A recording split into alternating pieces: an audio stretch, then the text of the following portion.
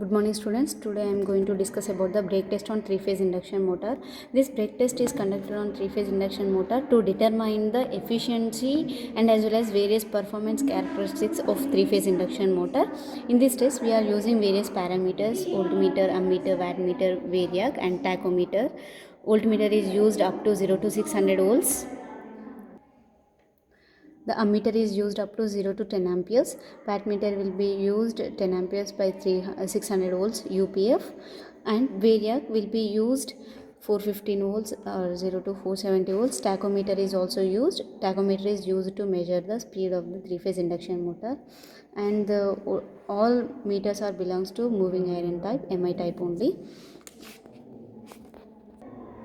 This is the circuit diagram of brake test on three-phase induction motor. Here we are using two wattmeters, two UPF wattmeters, one ammeter and one voltmeter. The connections are similar of no load test on three-phase induction motor. Here we are having three-phase AC supply. That supply will be given to the three-phase variac. Here the three-phase variac is having three terminals, R, Y, B. Okay. Here from the R we are taking two wires. One wire will be connected to the positive terminal of the voltmeter and one wire will be connected to the negative terminal of the ammeter. The negative terminal, that is 10 amperes terminal, will be connected to the M of the wattmeter. MC will get shorted and L terminal will be connected to the A terminal of the three-phase induction motor, and V, B and Y terminal of the variac will be shorted at one point, and V of the negative terminal will be connected to the voltmeter negative terminal will be connected to the Y terminal of the three-phase variac, and B terminal of the three-phase variac will be connected to the second wattmeter M terminal. MC will get shorted and L terminal of the second wattmeter will be connected to the C terminal of the three-phase induction motor, and second wattmeter V terminal is also connected to the B terminal of the three-phase induction motor. Here we have brake drum arrangement.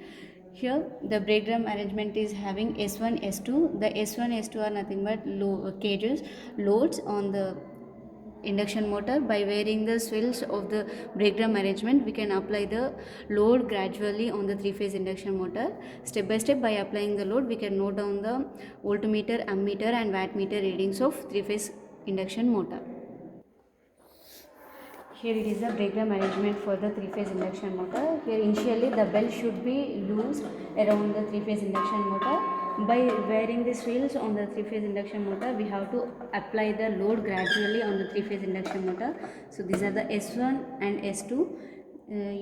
You can observe here the S1, S2 values are in cages. When you are wearing the swells on the brake drum arrangement, the values, the load on the three-phase induction motor is also varies. Here see the pointer will be moves from 0 to 1, 2, 3, 4, 5 up to we have 50 kgs. The maximum load which is applied on the induction motor is 50 kgs here by using brake drum arrangement.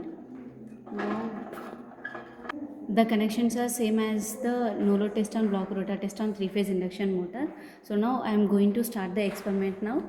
These are the total experimental setup for the flow test on three-phase induction motor. Before going to start the experiment, the TPST switch should be open and ensure that the variac should be in minimum position.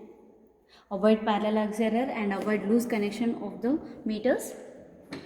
Now I am going to start the experiment by closing the TPST switch.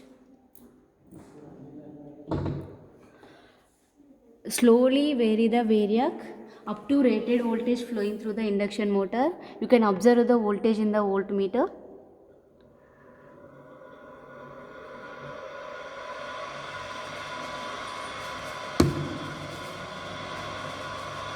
Slowly vary the variac.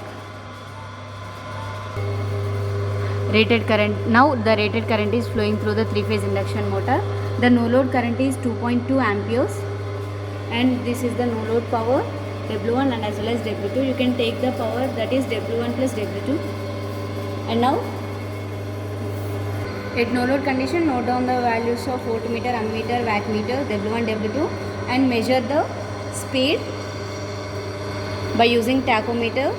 Here the speed of the three-phase induction motor is 1486 at the time of no load condition, and note down the S1, S2 values. Here the S1 value shows the 0 and S2 is also 0. Here it is the no load condition. Now we have to apply the load on the three-phase induction motor. When you are applying the load on the three-phase induction motor, the current will be increases. The no load current is 2.4 amperes. Now when you are applying the load on the three-phase induction motor, the current increases.